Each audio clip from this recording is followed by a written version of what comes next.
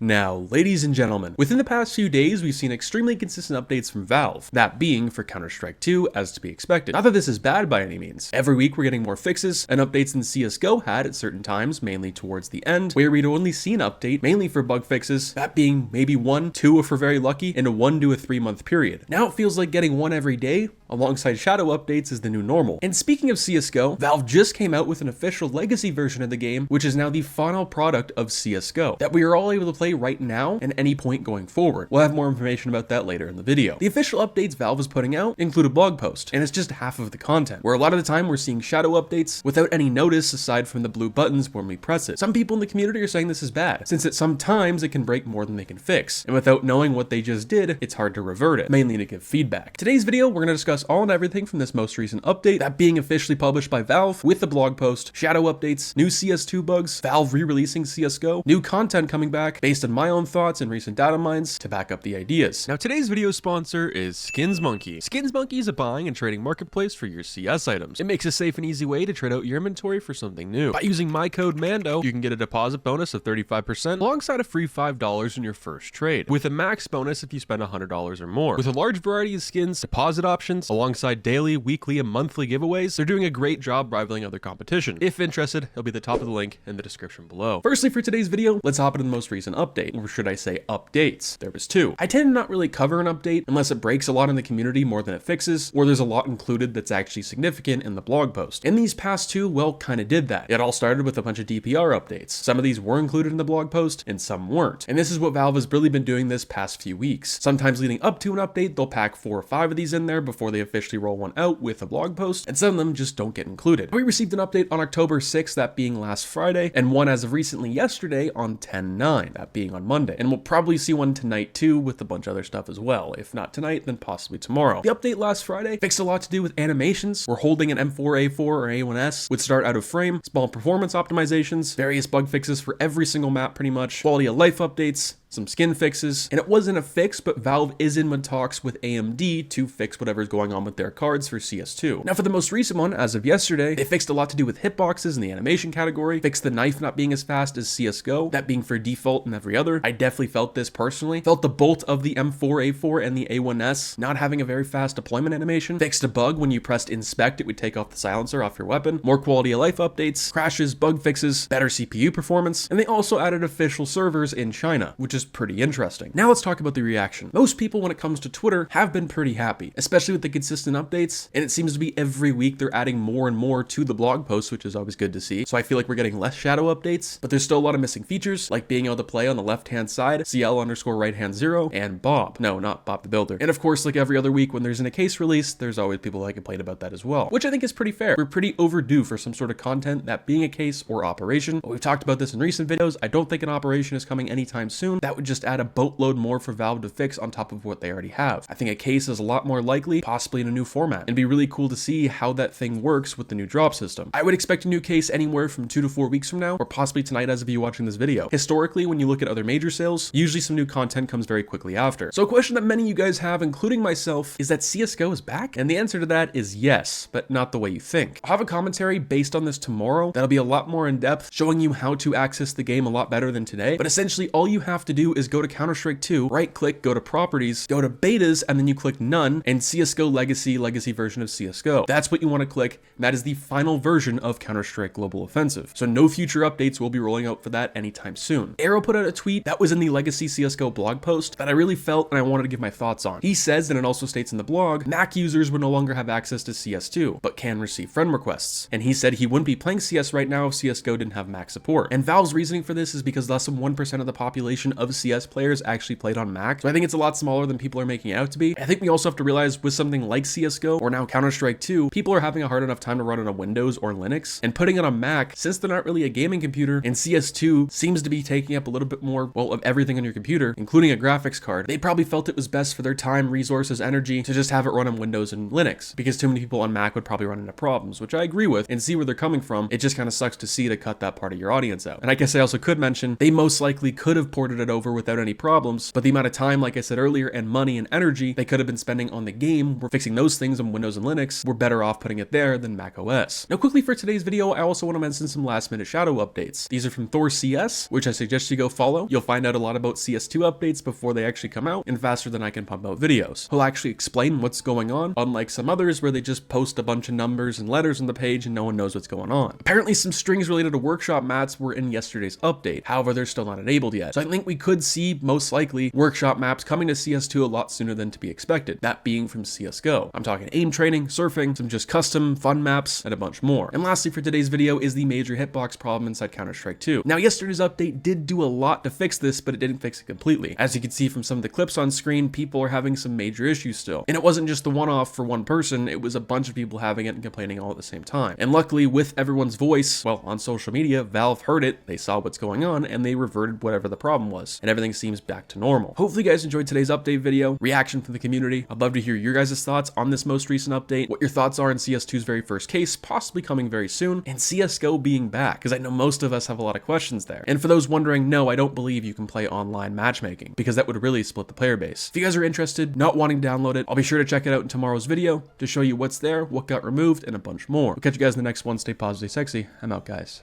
Peace.